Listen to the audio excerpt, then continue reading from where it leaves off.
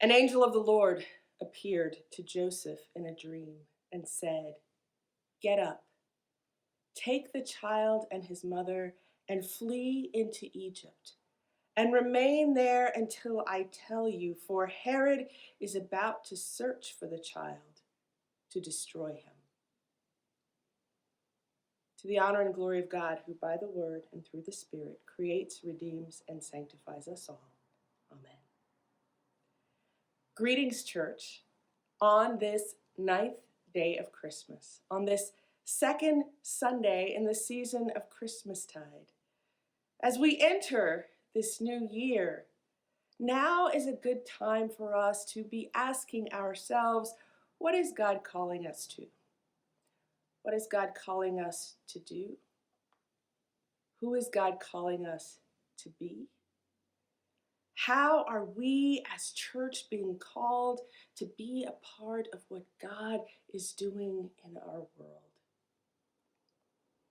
And on this second Sunday of Christmas, there are several gospel passages, but I chose the first one, this one from the second chapter of Matthew, because it seemed to me especially poignant. And as I reflected on this passage, I realized that I don't have a lot of great theological insight. I don't have any answers to this, but I have a lot of wanderings. And I'm asking you today to wonder with me. Now, first I have to say, I don't wonder at humanity's capacity for cruelty. Knowing the history of Native Americans in this country, knowing what happened in the Holocaust in Germany, what happened in the former Yugoslavia, what happened in Rwanda and in the Sudan, I do not wonder at humanity's capacity for cruelty and atrocity. And this passage from Matthew is a reminder that that capacity has been with us for a long time. Herod's determination to eliminate all threats, Herod's determination to hold on to power no matter what, it's just an example of that capacity we have for evil and cruelty. I don't wonder about that. What I wonder about is those people who didn't receive a message in their dream. Did others find out? Did servants in Herod's palace hear rumors and speak to others? I wonder about those parents who desperately shoved their little boys into the arms of strangers to get them out of Judea. I wonder how many people, like Mary and Joseph, fled their homes to protect their children.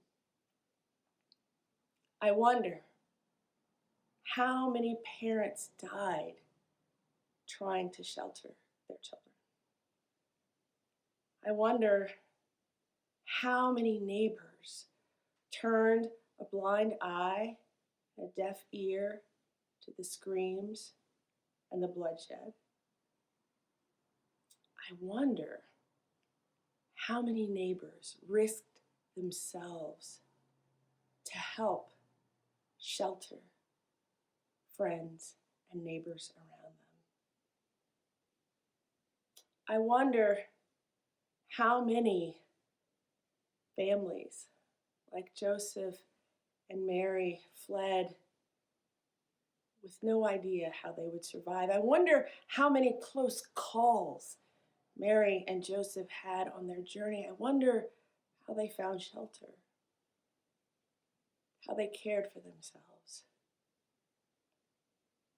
I wonder how the people of Bethlehem and Judea grieved this tragic, horrific event. I wonder those things, especially in light of two of my favorite quotes from Dietrich Bonhoeffer, Lutheran pastor and martyr. He said, The test of a society's morality is how it treats its children. And the ultimate test of a society's morality is the world it leaves for its children. In this time, when I am so aware of children locked in cages in detention centers, children separated from their parents perhaps permanently, in this time when I am so aware of children who are going hungry, in this time when I am so aware of how much trafficking, human trafficking of children is taking place in our world, and people are turning a blind eye to it. In this time, when a recent report from Ohio State said that 30% of its athletes, 30%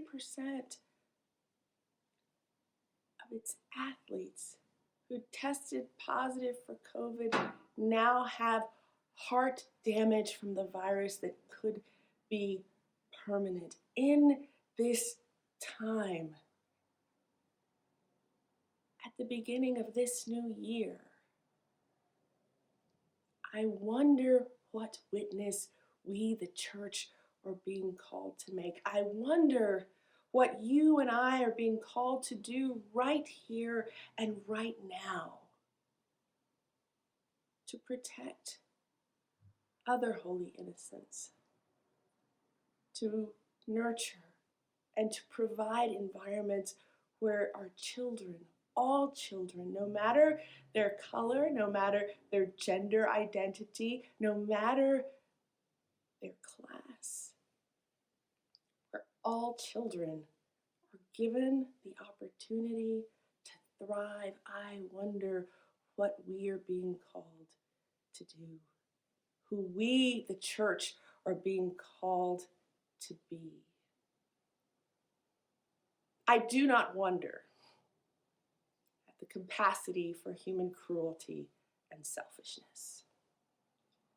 That is a reality we live with. But an even bigger reality that you and I know, that you and I have experienced, that we are called to proclaim is the love and mercy of God. The power of God to lift us out of our pettiness, out of our selfishness.